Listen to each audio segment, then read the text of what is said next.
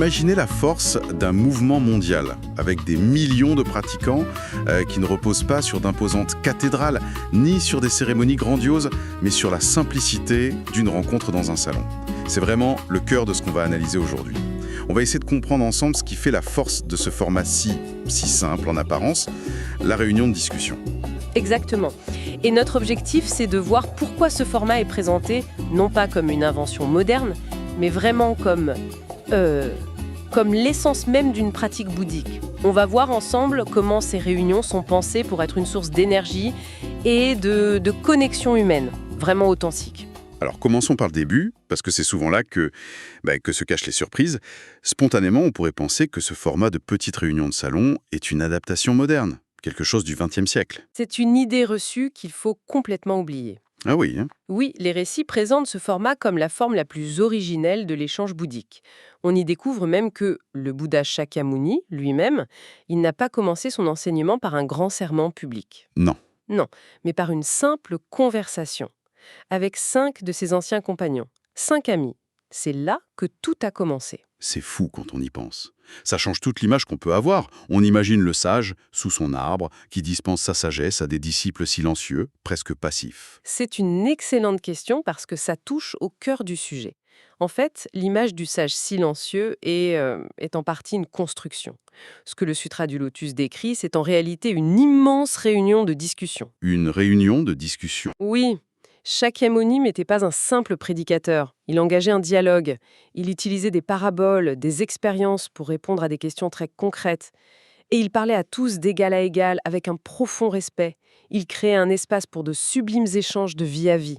Le bouddhisme est par essence une religion du dialogue. Donc, ce n'est pas juste un plus, c'est le fondement. Absolument. Et cette tradition du dialogue, on la retrouve des siècles plus tard chez Nichiren. Il insistait tout le temps sur l'importance de se réunir, de partager, de s'encourager.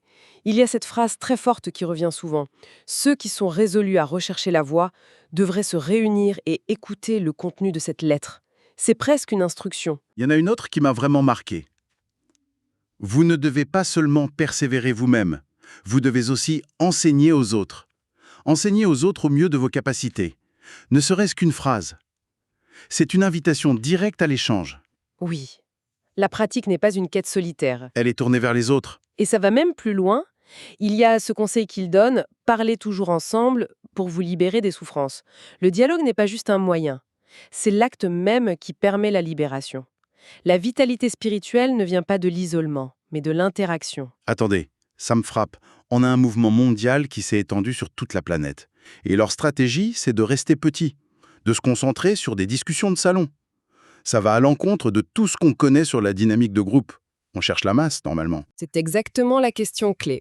Et la réponse, elle se trouve dans la vision des fondateurs, Tsunesaburo Makiguchi et José Toda. Makiguchi parlait de créer un réseau d'individus éveillés. L'objectif n'était pas la foule, mais un tissu de liens personnels solide, un maillage humain. C'est un paradoxe fascinant. Totalement.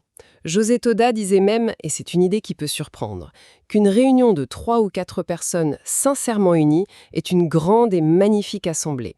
Il ne mesurait pas le succès au nombre, mais à la qualité du lien. Et il y a cette histoire de la rencontre entre Daisaku Ikeda et son maître, José Toda. Oui, à Tokyo, c'est l'anecdote la plus parlante. Racontez-nous ça. Eh bien, ça n'a pas eu lieu dans une grande conférence, mais pendant une petite réunion de discussion très informelle.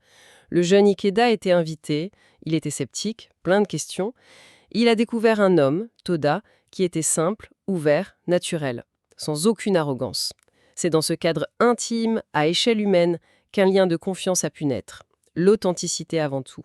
D'accord, donc cette idée d'oasis, où tout le monde est accueilli. C'est très beau. Les écrits parlent d'un refuge où l'on recharge ses batteries. Mais soyons honnêtes, un petit groupe, ça peut aussi devenir un lieu de pression, de conformisme. Comment ce format évite de devenir une bulle où tout le monde pense pareil? C'est un risque réel, et c'est une question essentielle. La réponse se trouve dans un principe fondamental. Différent par le corps, un en esprit. C'est la clé pour éviter le piège. Expliquez-nous ça. Différent par le corps. Ça veut dire que la diversité est la condition même de la richesse du groupe. On est tous des individus uniques, avec nos parcours, nos personnalités, nos défis. On trouve dans la même pièce un étudiant, un chef d'entreprise, une personne sans emploi, un retraité. Et c'est ça, la richesse. Et le « un en esprit », c'est là que se crée l'unité. Exactement. C'est le fait de partager un objectif commun. La foi et la volonté sincère de contribuer au bonheur des autres.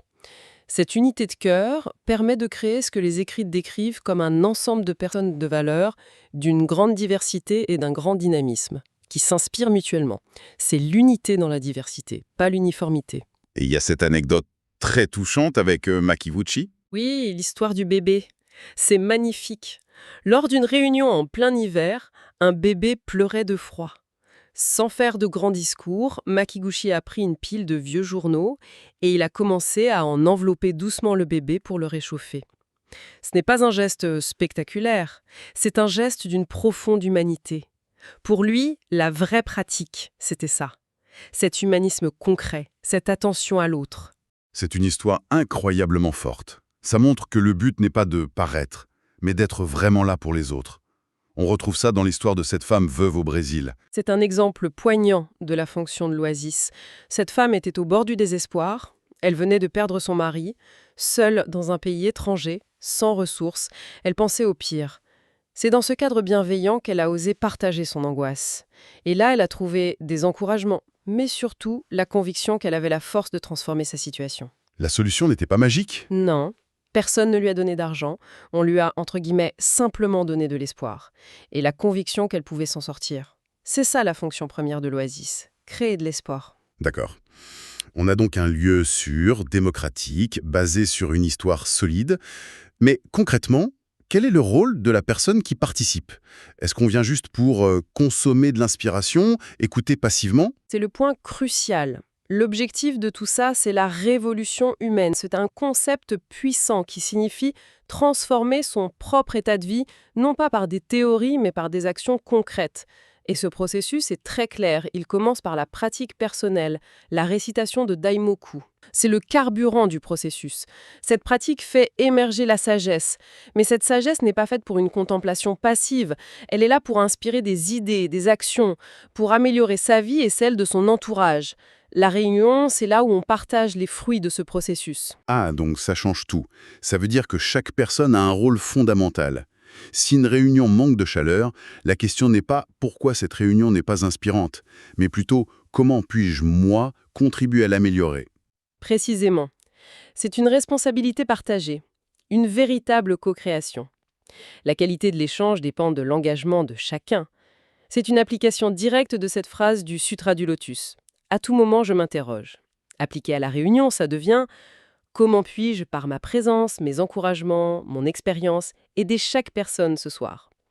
En décidant d'apporter sa lumière, on peut tout transformer.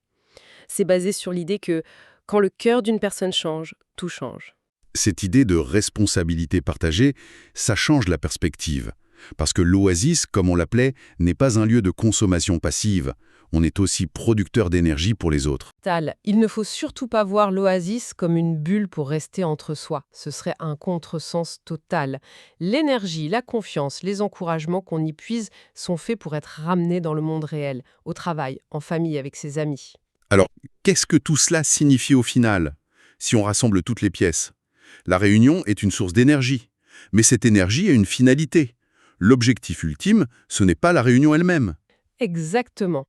L'objectif ultime, c'est de contribuer positivement à la société. C'est d'étendre un réseau de confiance dans son travail et dans son environnement.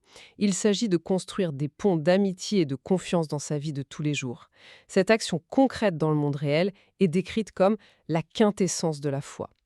L'oasis sert à se ressourcer pour mieux repartir dans le désert de la vie quotidienne et petit à petit le faire fleurir. En somme, si on synthétise, la réunion de discussion est bien plus qu'une simple rencontre. C'est une pratique bouddhique ancestrale basée sur le dialogue, un espace d'égalité, une source d'énergie et surtout, un tremplin pour l'action concrète dans la société. C'est le moteur à échelle humaine d'un mouvement mondial. Et ça laisse avec une pensée pour aujourd'hui. À une époque marquée par la déconnexion, l'isolement et la polarisation, Quelle force incroyable pourrait-on libérer si l'on redécouvrait tous la simple pratique de se réunir en petits groupes, non pas pour débattre ou convaincre, mais simplement pour partager des expériences et s'encourager sincèrement, les yeux dans les yeux.